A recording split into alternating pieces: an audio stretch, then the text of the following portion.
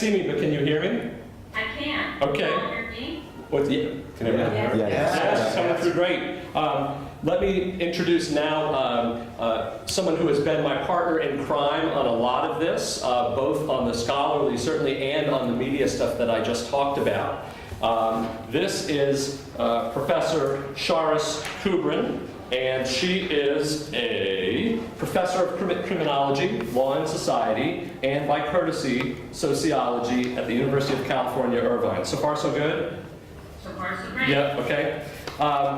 She researches the intersection of music, culture, and social identity, particularly as it applies to hip-hop and minority youth in disadvantaged communities. She's co-author of a recent, of the amicus brief to which I earlier referred. She and I wrote that together in Alanis v. U.S., and she's testified as an expert witness in criminal trials involving rap music as evidence. The list of her scholarly accomplishments would take me all of her time to read, so I will just leave it at that very brief introduction. Great. So, hi everyone. I wish I could be there in person. I know I missed probably a great day of talks, and I'm really glad to hear that and see that they're being recorded so I can hopefully check them out at a later time. I just want to say thanks so much to Ethne and Eric for organizing this whole thing. And I think if my memory serves me correctly, this is the panel that separates us from your long day and the bar over there. So I will not be long-winded in my comments. I'm going to attempt to try and get my PowerPoint up through screen share. So let me just see where I do that here. I think it's in share screens. Start.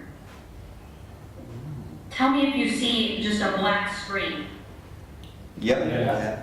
Okay, great. And then, whoops, not going to be the end of the slideshow. That's it. That's good. There we go. Can you all see that? Yes. Yeah. Great. Okay. So, from what I saw on the program, the last session focuses on raising public awareness and ensuring fair trials. And I think that's a great way to end the session and to talk about how we can continue this in terms of bringing out the work that we're doing and making sure that the public is knowledgeable about this happening. And to that end, I'd like to discuss 3 ongoing efforts that I've been engaged in that attempt to do just that. And I'm going to talk a little bit about some of the empirical research that's been done on rap on trial and discuss the experimental studies I've been conducting in the last 6 months. I want to talk a bit about a project I've recently started that involves cataloging or creating a database of all the cases where rap lyrics and videos have been introduced. And then finally, I'll talk a bit about a website that Eric and I have been developing that will provide resources and information to anyone interested about rap on trial. So let me talk a little bit about the experimental research. For those of you that are involved in this, I'm sure you also have been frequently contacted by attorneys and others who basically want information about the implications of using rap lyrics in criminal cases. And I get calls from attorneys who seek this kind of research for use in court and as they prepare pretrial motions to request to exclude the evidence. And so often I'll get lawyers that will call up and say, I have a feeling that the lyrics or the videos are going to be prejudicial or they're going to prejudicially impact the case. Do you have research or do you know of research that shows this? They basically want the research to back up their hunches. And unfortunately, there was only 2 studies that I'm aware of that examined this issue, and both of them were published in the late 1990s. So there's a real critical need for scholarly research related to rap on trial. And I'm currently conducting this research with a graduate student of mine at UCI, and we're in the process of conducting a series of experiments, all of which in different ways and approaches will test the impact of rap lyrics on juror decision making. And before I talk about my research, let me just tell you a bit about the 2 existing studies. So one of the studies is conducted by social psychologist Stuart Fishoff, and he conducted an experiment to determine the impact that gangster rap lyrics might have on potential jurors. And what he did was he presented test subjects with basic biographical information about a hypothetical 18-year-old African-American male, but only some of the subjects in his experiment were shown a set of violent, sexually explicit rap lyrics. I won't read them out, you can get a sense of what they were like. They're pretty explicit. And these were lyrics that had actually been used in a 1995 murder trial, as evidence in a 1995 murder trial. And so some of the experimental subjects were shown the lyrics, others weren't. Then all of the subjects were asked about their perceptions regarding the young man's personality, so on a number of dimensions. So they asked, for example, is this guy caring or uncaring, selfish or unselfish, truthful, not truthful, capable of committing a murder, not capable of committing a murder. And as you can probably guess, the researcher found that the lyrics exerted a significant prejudicial impact on the test subjects. So you can see the more negative test score was for those that were exposed to the rap lyrics compared to those that weren't. Now, also what was interesting was that the subjects who read the lyrics were significantly more likely to think that the man was capable of committing murder. But most striking was the finding that when the researcher told some subjects that the man was being prosecuted for murder, he found that the exposure to the lyrics provoked a negative reaction of participants that was stronger than simply being told that the man was on trial for murder. So real strong evidence of the prejudicial impact of these lyrics. Now, in another study conducted by Carrie Freed, she devised an experiment in which she presented two groups of subjects with an identical set of violent lyrics. And the lyrics came from a folk song. And it was the opening stanza of the folk song. Well, early one evening, I was roaming around, I was feeling kind of mean, I shot a deputy down. So pretty minor compared to the last set of lyrics, but still involved shooting a deputy down.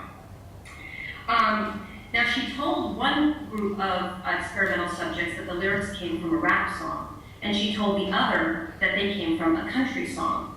And as the researcher hypothesized, and as you can probably guess, she found that the responses were significantly more negative to the lyrics. The responses to the lyrics were significantly more negative when the lyrics were represented as rap compared to country, revealing that the very same lyrical passage that is acceptable as a country song is considered dangerous and offensive, threatening when identified as a rap song. Now, I've given lots of talks, I've presented this, in particular this research, and the number one criticism I get is, well, that was 20 years ago. This study was published in 1999, and a lot of people say that certainly isn't the case today. In other words, if you were to replicate this study, I bet you would find quite different findings. And so I decided to actually see if that was true. And so just a few months ago, along with a graduate student at UCI, we replicated Freed's study using the exact same approach. And you know what we found? That not one thing had changed, in fact. Using the same lyrics and the same experimental approach, we were able to basically replicate the findings of this 1999 study. And to take the study one step further, we examined in particular 3 dimensions of how people interpreted or responded to the lyrics. So in our experiment, after they read the lyrics, we asked the respondents, how threatening or dangerous do you think they are? We asked them a series of questions about that. We asked them whether or not they thought that the lyrics should be regulated, for example, like being banned from the radio or have a warning label. And then we asked whether or not they thought that the lyrics were autobiographical or literal, because as I'm sure from other talks earlier today, you've heard that one of the claims that prosecutors make is that rappers are just sort of writing, they're writing their autobiographies in their rap lyrics, or they're confessing to crimes. So we asked respondents if they believed that these were true. So we asked, did the participants believe that the artists really lived the life that they're writing about? And in our experiment, we found that when the lyrics were believed to be rap, across the board, they fared worse on all of these dimensions compared to when they believed that they were country. We're basically writing up the findings of that study now and getting ready to send it off to a journal. We have plans for 2 additional experiments, which will soon be underway. Experiment 2, we're interested in understanding how the inclusion of rap lyrics as evidence in criminal trials impacts the evaluation of other more traditional forms of evidence in these trials. So in particular, we're interested in testing the impact of rap lyrics on the interpretation of what we call logically independent evidence at trial. So evidence that should have nothing to do with the rap lyrics themselves. What we want to know is whether including rap lyrics as evidence in any trial will lead to other independent evidence being interpreted as correlated to that evidence, even when it is not. And then in the third experiment, which we're about to launch as well, we're attempting to understand the role of race in all of this. In light of the finding regarding the prejudicial impact of rap lyrics, a key question centers on whether this impact is related to the music genre, rap, the race of the artist that most often produce it, African American, or some combination of the two. And I think it's going to be a real challenge to disentangle race and genre, but we're going to attempt to do that in the experiment. So, and I can talk more about those experiments later if anyone has a question. A second area that I'm trying to develop in order to help raise public awareness about this, work with attorneys as well, is through this database of cases. One of the most pressing needs involves quantifying the extent to which this practice takes place and continues to occur. Now, Eric and I believe that there's been a meteoric rise in the number of rap lyrics cases, and we have anecdotal evidence to support that assessment, but what is really needed is a database of sort of the universe of cases to be able to quantify that number, as well as begin to look at commonalities and differences across the cases. So the goal is to basically create this database. Now, I'm working with 5 undergraduate students at UCI to address this need, and we are creating a database that will, as best as possible, contain information about each rap lyrics case that is out there, including characteristics about the defendant, some demographic information, for example, case characteristics, when's the crime involved, what stage are the lyrics introduced, courtroom player characteristics, so this is looking at defense attorneys, prosecutors, judges, to understand what are their compositions, jury characteristics, looking at the age, race, ethnicity, gender composition. The very first case I testified in involved an African-American aspiring rapper who was African-American, young male, college student, and his jury was all white. Probably everybody on that jury was over 50. And I know it'll be difficult to get this information for every single case, but we're certainly going to try. And then we'd like information about the locale in which the case was tried. Now, my students and I have identified over 100 possible variables that we hope to collect information on, and we'll see how that goes as we go. The point of the database is that we can then address a variety of questions that reporters and defense attorneys and other academics are interested in knowing. Like, for example, how often have rap lyrics been introduced as evidence in cases over the last year, over the last 5 years, over the last decade? In which regions of the country is the use of rap as evidence most prevalent? My hunch is California, but that's because California is where I live, and I learn the most about those cases. It also has a big population, so it's much more likely. But empirically, is that true? I'd like to know. On what grounds do prosecutors introduce the lyrics as evidence? How frequently do judges rule that rap lyrics are inadmissible as evidence? And on what grounds? What types of crime are rap lyrics most commonly introduced to prosecute? How often is the defendant found guilty? So all of these questions, I think, are important and really necessary questions to answer, and without a database, we're just simply unable to do that. Very quickly, we're creating this database in stages using a triangulation approach to acquire the necessary data. In the first stage, Eric and I have generated a list of cases where rap lyrics have been introduced. And using this list of cases, my students and I have been scouring the web, collecting all media reports that discuss these cases, as well as any legal documents relevant to the case. And they're just literally dumping down from the web into folders. And the goal will be to eventually content analyze, and include that in the database. But the second stage is that over the years, Eric and I have also collected a number of legal documents, court documents on our own, pretrial motions, court transcripts, appeals filings. And a second stage will be having the students content analyze all of these legal documents to fill in the variables for the database. And because Eric and I have testified in court, we've gotten to know attorneys. Our goal will be to follow up with these attorneys and ask for as much of those court documents and information as possible. And then stage 3 is partly we realize that there are many cases out there that we have no idea about, that exist out there, but because they haven't reached the media, or Eric and I or others have not been involved in them, we need to know about these cases. And luckily, we found an extremely useful tool that will help us identify these cases. And that's, in 2009, Google made a database of federal and state case law available via its Google Scholar search. And using Google Scholar, one can locate and read full-text legal opinions from U.S. federal and state district appellate and Supreme Courts. So what we want to do is do a search and see what turns up in addition to what we found in the media. And we've spoken with Andrea Dennis about this, and we're hoping that she and some of her students can get involved in helping us do this search. And these data will allow us, as well as other researchers, we hope to make these data publicly available, to more precisely quantify the extent to which this practice is occurring, as well as begin to identify social patterns among and between the cases. And then finally, and I'll end with the website here, a third project I'm spearheading involves creating a website that will provide information and resources for defense attorneys, the public, other academicians that are seeking to obtain information related to rap on trial.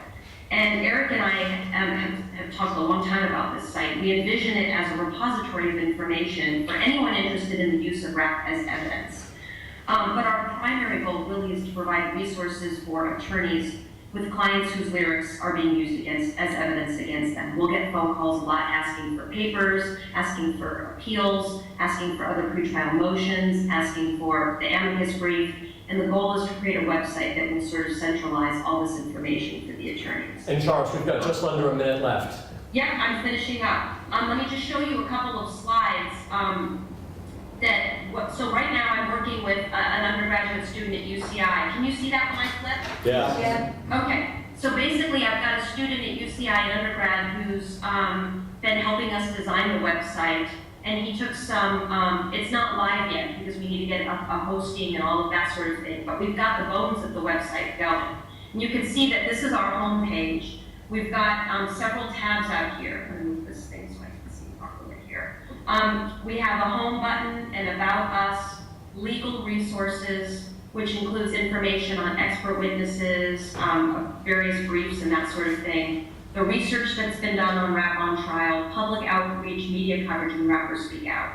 I'll just go through, oops, for some reason, it's not allowing me to go through to the next, oh, there we go. We have to go down here. This is the About Us button. This is legal resources. We've got expert witnesses. We've got legal advisors with short bios related to them. People can click and go right to their web page.